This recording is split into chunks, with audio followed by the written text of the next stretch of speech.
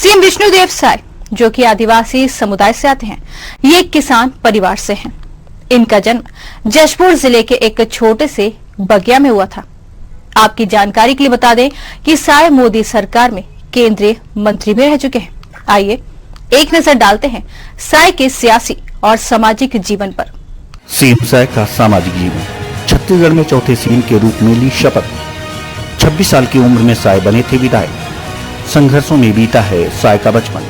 21 फरवरी 1964 को हुआ था सीएम साय का जन्म। जशपुर जिले के बगिया गांव में हुआ था जन्म। कुनकुरी से हायर सेकेंडरी की शिक्षा ली। सीएम साय का मूल व्यवसाय है कृषि। पिता के निधन के बाद छोड़ दी थी पढ़ाई, संभाला था खेती-बाड़ी का काम। सीएम विष्णुदेव साय के सरपंच से मुख्यमंत्री का सफर के बारे में अधिकांश लोग नहीं जानते होंगे, तो उन्हें हम बता दें कि विष्णुदेव साय एक जमीनी नेता हैं जिन्होंने राजनीति को जमीनी स्तर से देखा है। साय ने सबसे पहले सरपंच का चुनाव जीतकर राजनीति में अपनी शुरुआत की। धीरे धीरे राजनीति और इस तरह अपनी योग्यता के चलते पार्टी में अपना कद बढ़ाया। सीएम साय का राजनीतिक सफर। 1989 ग्राम पंचायत बगिया के वह पंच बने। 1990 ग्राम पंचायत बगिया के निर्विरोध सरपंच चुने गए। 1990 से 1998 तक मध्य प्रदेश विधानसभा में तपकरा से विधायक रहे। 1999 में रायगढ़ से सांसद निर्वाचित हुए। 2004 दोबारा रायगढ़ से चुने गए। 2006 छत्तीसगढ़ भाजपा के प्रदेश अध्यक्ष बने। 2009 तीसरी बार रायगढ़ से सांसद बने। 2011 दूसरी बार छत्तीसगढ़ भाजपा के अध्यक्ष का दायित्व संभाला। 2014 चौथी बार रायगढ़ से सांसद चुने गए। 27 मई 2014 से 2019 तक मोदी सरकार में केंद्रीय राज्य मंत्री रहे। 2020 से 2022 तक तीसरी बार छत्तीसगढ़ बीजेपी अध्यक्ष की जिम्मेदारी संभाली। 2023 कुनकुरी विधानसभा चुनाव क्षेत्र से विधायक निर्वाचित हुए और प्रदेश के मुख्यमंत्री चुन लिए। दिसंबर 2023 में विष्णुदेव साय को छत्तीसगढ़ का मुख्यमंत्री बनाया गया। साय के सीएम बनने के बाद उनकी मां ने खुशी जाहिर की। कितने खुश हैं आज? आज मैं बहुत खुश हूँ कि आज मेरा बेटा को छत्तीसगढ़ का पूरा सेवा करने का मौका मिला, चांस मिला है। इससे और क्या हो सकता है। वहीं सीएम साय मीडिया के सामने रूबरू हुए और कहा, मैं पूरी ईमानदारी से सबका विश्वास के लिए काम करूंगा। आइए सुनते हैं उन्होंने और क्या कहा। मैं विष्णुदेव साय ईश्वर की शपथ लेता हूं कि मैं विधि द्वारा स्थापित भारत के संविधान के प्रति सच्ची श्रद्धा और निष्ठा रखूंगा। मैं भारत की प्रभुता और अखंडता अक्षुण्ण रखूंगा।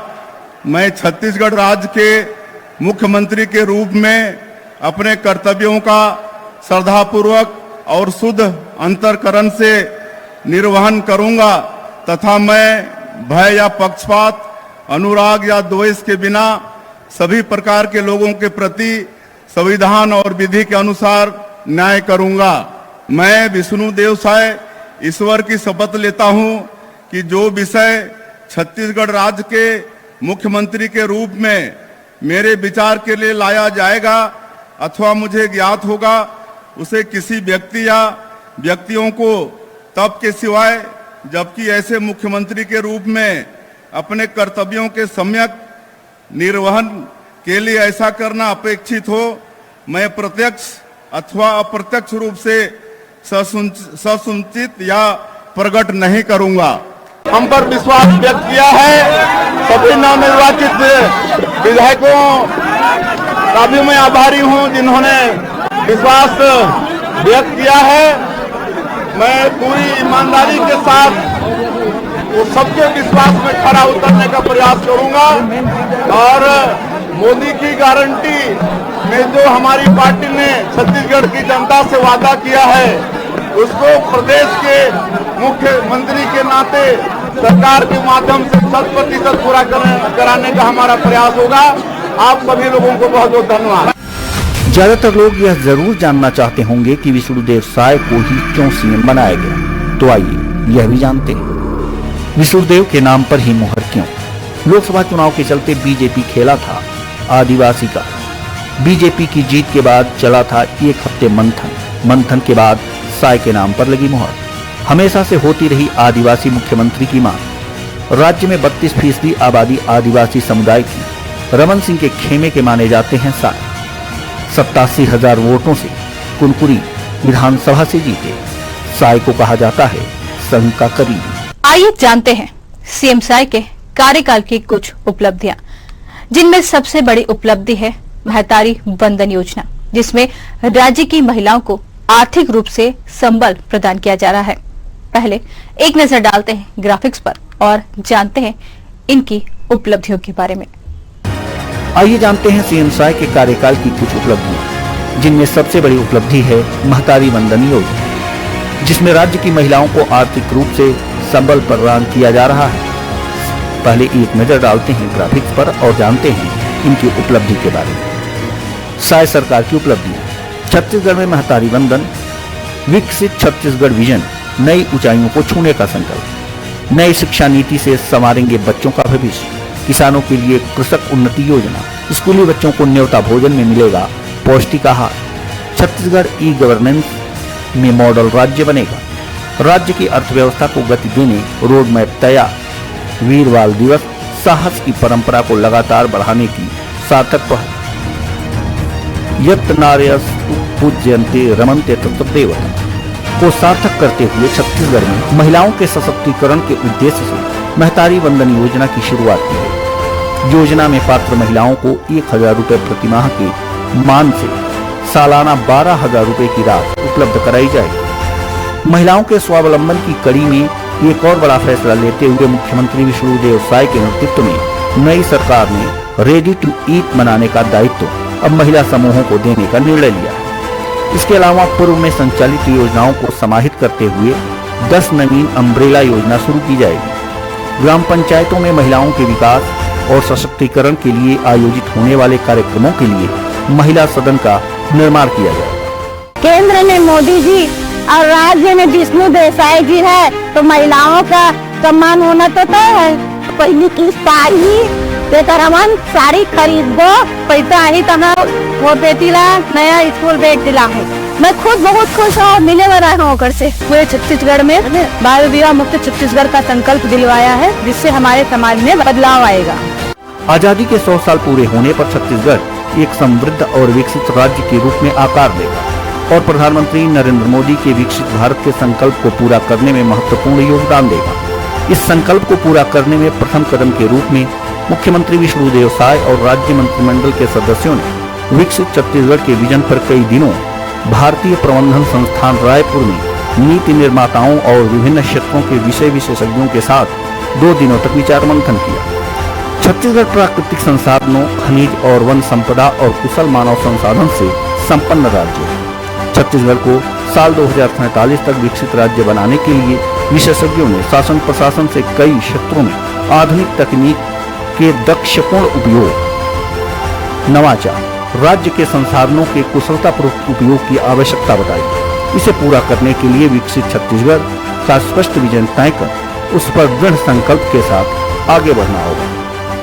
2047 तक विकसित भारत बनाने का है, तो उसमें छत्तीसगढ़ का भी सहयोग रहने वाला है। हम लोग भी विकसित छत्तीसगढ़ बनाएंगे और छत्तीसगढ़ में सुशासन स्थापित करने के लिए और विकास की दृष्टि से छत्तीसगढ़ को बहुत आगे बढ़ाने के लिए ये 2 दिवसीय चिंतन शिविर एक मील का पत्थर साबित होगा, ऐसा मेरा पूरा विश्वास है।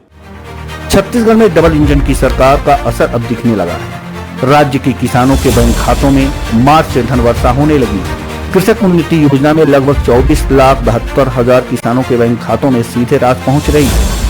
प्रधानमंत्री नरेंद्र मोदी की ओर से राज्य के किसानों को दी गई गारंटी के अनुरूप मुख्यमंत्री विष्णुदेव साय ने कृषक उन्नति योजना में समर्थन मूल्य और राज्य सरकार की ओर से घोषित किए गए उपार्जन मूल्य में के अंतर राशि किसानों को देने का निर्णय लिया। कृषक उन्नति योजना में राज्य के किसानों को समर्थन मूल्य पर खरीदे गए धान में प्रति क्विंटल 917 रुपए के मान के अंतर की राशि दी जाएगी। अंतर की राशि भुगतान के बाद किसानों को धान की प्रति क्विंटल 3,100 रुपए की कीमत मिलेगी। किसानों को धान के प्रति क्विंटल के मान से भुगतान की जा रही यह राशि देश में सर्वाधिक है। छत्तीसगढ़ सरकार की ओर से इस साल के बजट में 10,000 करोड़ और पिछले साल के अनुपूरक बजट में 3,000 करोड़, इस प्रकार कुल 13,000 करोड़ रुपए का प्रावधान रखा गया। किसानों का मानना है कि राज्य सरकार के अब तक के फैसलों से यह स्पष्ट हो गया है कि यह सरकार किसानों की हितैषी है। खेती किसानी ही छत्तीसगढ़ की अर्थव्यवस्था का प्रमुख आधार है। सबसे पहले छत्तीसगढ़ सरकार ला 6 महीना पूरा करे बर गाड़ा बधाई देता हूँ और बहुत बहुत धन्यवाद देता हूँ।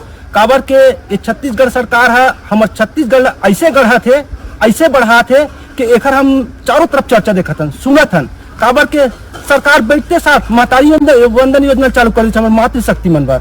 ओकर बाद हमन जैसे किसान हन तो किसान मन बर का करी छे, कृषक उन्नति योजना लै से। कृषक उन्नति योजना लै तो हम किसान पूरा भरपूर तरक्की करत हन। ओकर बाद फिर और सुनथन के पीएससी घोटाला होई छे, ओमा जांच कमेटी बिठा दी केरी ना हमन बनाहन, हमन गड़बो आइला सही साकार हुआ थे। ये विष्णुदेव सरकार है, ये बिल्कुल उत्तरोत्तर वही दिशा में जात है। एक बार में है विष्णुदेव सरकार ले और प्रधानमंत्री नरेंद्र मोदी घलो गाड़ा बधाई देता हूँ। बहुत बहुत धन्यवाद। जय छत्तीसगढ़, जय भारत। जब से विष्णुदेव सरकार आए हैं तब से धान के खरीदी भी बढ़िया करा थे और एक किस्त में दिया थे।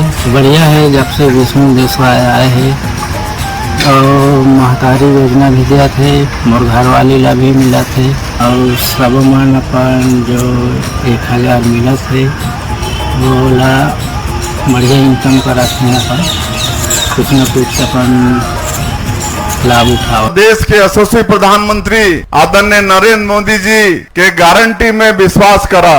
छत्तीसगढ़ के 3 करोड़ जनता से हमार मोदी जी जो वादा करे है ओला हमन पूरा करे के दिशा में कदम बढ़ाई चुके हैं। 13 दिसंबर ला शपथ लेहे के बाद दूसर दिन ही 14 तारीख के पहला कैबिनेट रख के 18 लाख गरीब मन के पक्का के मकान प्रधानमंत्री आवास में बनाए के निर्णय ले हन।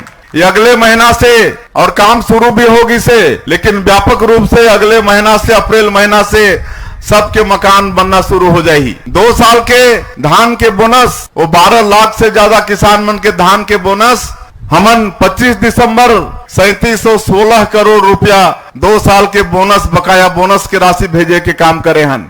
21 क्विंटल प्रति एकड़ धान के खरीदी हुई से हमार खाद्य मंत्री बतात रही ने कि इस साल रिकॉर्ड तोड़ धान के खरीदी हुई से 145 लाख मीट्रिक टन धान के खरीदी, बम्पर खरीदी, अभी तक के रिकॉर्ड तोड़ खरीदी हमारे भारतीय जनता पार्टी के सरकार इस साल करी से। 3100 रुपया की बात हो रही से 24,72,000 से ज्यादा किसान इस साल धान बेचे ने, उमन के समर्थन मूल्य मिल गई। और आज जो अंतर के राशि रही हमारे जो मोदी जी गारंटी दे रही कि हमारी सरकार बनेगी, भारतीय जनता पार्टी की सरकार बनेगी तो एक मुश्त अंतर की राशि को देंगे।